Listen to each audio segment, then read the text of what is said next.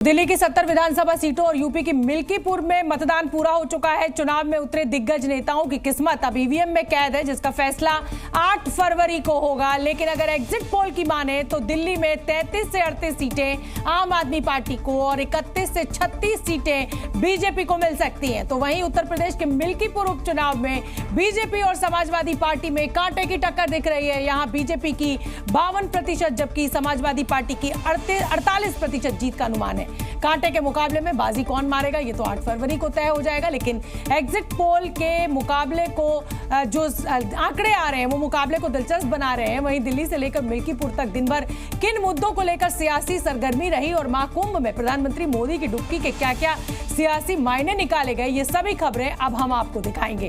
सबसे पहले बात दिल्ली विधानसभा चुनाव की करेंगे, जहां वोटिंग तो ठीक ठाक हुई लेकिन चर्चा में रही मुस्लिम बाहुल्य सीटें, क्योंकि दिल्ली में जितनी भी मुस्लिम बाहुल्य सीटें हैं वहां आज जमकर मतदान हुआ। कई जगहों पर शांतिपूर्ण तो कई जगहों से बवाल की तस्वीरें मिली। सीलमपुर में तो बुर्के में फर्जी मतदान का आरोप लगाकर विरोध भी जताया गया, जिसके बाद बीजेपी और आम आदमी पार्टी के समर्थक आमने सामने आ गए और दोनों तरफ से नारेबाजी शुरू हो गई। और सीलमपुर में शांतिपूर्ण मतदान तनावपूर्ण हो गया। बीजेपी बुर्के में फर्जी वोटिंग का आरोप लगाकर आम आदमी पार्टी के खिलाफ प्रदर्शन करने लगी, जिसके बाद वहां पुलिस फोर्स की तैनाती बढ़ा दी गई।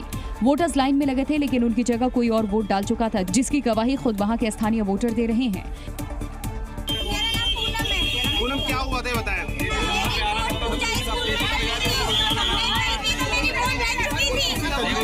मर्जी वोट डल रही है यहाँ पर। सीलमपुर में कई मतदाताओं का आरोप है कि वो लाइन में अपनी बारी का इंतजार करते रहे, लेकिन उनकी जगह कोई और मतदान कर चुका था। तो कुछ महिलाओं ने इन आरोपों को खारिज कर दिया। बता रहे कि कुछ महिलाएं आई हैं बुर्के में फर्जी वोट डाल रही हैं। अभी आई हूँ, अभी मुझे नहीं पता इस बारे में, आप मुझे पूछ लीजिए। अभी आई हूँ मैं, तो मेरे आगे वाले तो मैं भी अभी ही आई हूँ।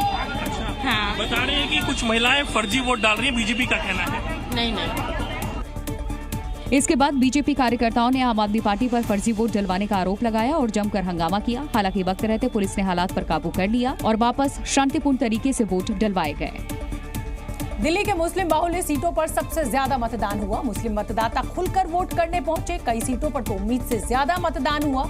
ऐसे में पहली बार चुनाव लड़ रही ओवैसी की पार्टी किसे फायदा और किसे नुकसान पहुंचाने जा रही है, क्योंकि मुस्तफाबाद और ओखला जहां ओवैसी के उम्मीदवार पहली बार चुनाव लड़ रहे हैं, दोनों ही सीटों पर पहले आम आदमी पार्टी का कब्जा था। अब ऐसे में जो समीकरण बैठ रहा है वो खुद मुस्लिम मोहल्ले के मुस्लिम मतदाता इशारों ही इशारों में बता रहे, क्योंकि चाहे सीलमपुर हो या शाहीन बाग, शहादरा हो या सीमापुरी, मुस्लिम मोहल्ले के मतदाताओं ने खुलकर वोट किए। जितनी उम्मीद थी वोट प्रतिशत उससे कहीं ज्यादा रहा और इन्हीं सीटों के वोटर्स ने दिल्ली के सियासी भविष्य के सस्पेंस को रोमांचक मोड़ पर लाकर खड़ा कर दिया। यही क्या नाम हो, यहाँ दंगे ना हो। पिछली बार हमारे देवर का मर्डर हो गया, किसी ने देखा नहीं। अमानत ने भी कुछ नहीं करा, किसी ने आज तक देखा नहीं। हमने भी इसी आधार पर डाला। रोड वोड कुछ सही नहीं है।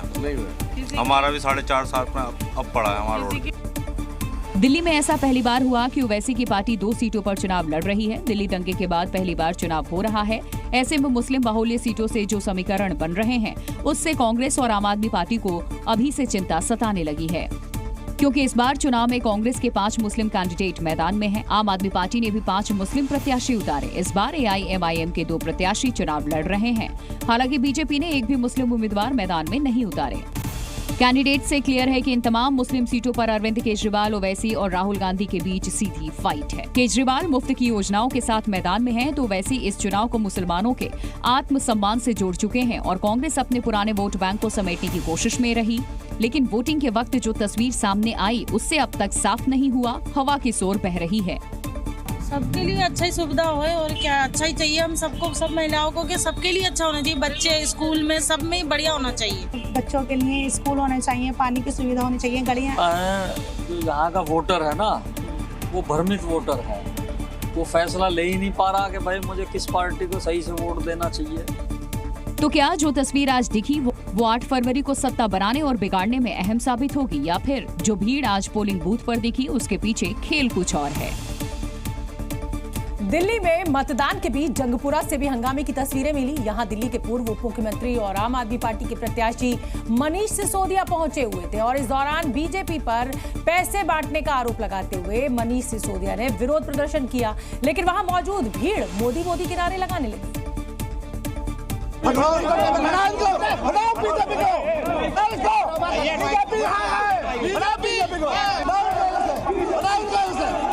क्योंकि मनीष सिसोदिया बीजेपी पर आरोप लगा रहे थे, पुलिस कर्मियों की व्यवस्था पर सवाल खड़े कर रहे थे।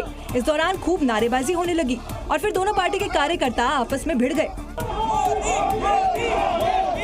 यहाँ पे रेड करवाओ, चुनाव आयोग से मैं कह रहा हूँ रेड करवाइए, यहाँ पे रेड करवाओ। इस घर में पैसा पड़ा हुआ है और ये 3 टेबल बीजेपी के लगवा रखी है प्रशासन ने।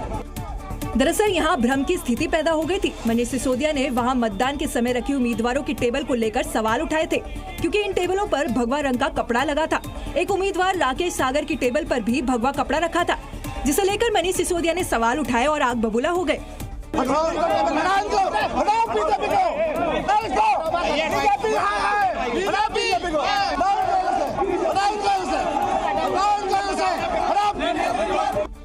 मनीष सिसोदिया की इस वीडियो को परवेश वर्मा ने भी सोशल मीडिया पर शेयर किया और लिखा, ये मनीष सिसोदिया की गुंडागर्दी देख लो। इनके सारे नेता और मंत्री सड़क पर तुच्छी हरकतें करने पर उतर आए हैं। ये हार का डर है। वोटिंग के दौरान अब इस हंगामे पर बीजेपी आम आदमी पार्टी को घेर रही है, तो दूसरी तरफ इस हंगामे को और उग्र होने से पहले ही मौके पर मुस्तैद पुलिस कर्मियों ने काबू पा लिया, जिसके बाद माहौल शांतिपूर्ण हो गया।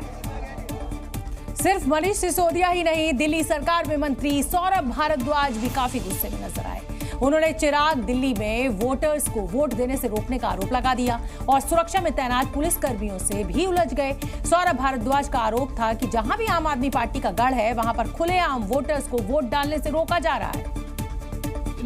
ये मेन रोड कैसे बंद कर दोगे आप? और फिर दक्षिण दिल्ली के डीसीपी अंकित चौहान और सौरभ भारद्वाज के बीच जमकर बहस हुई।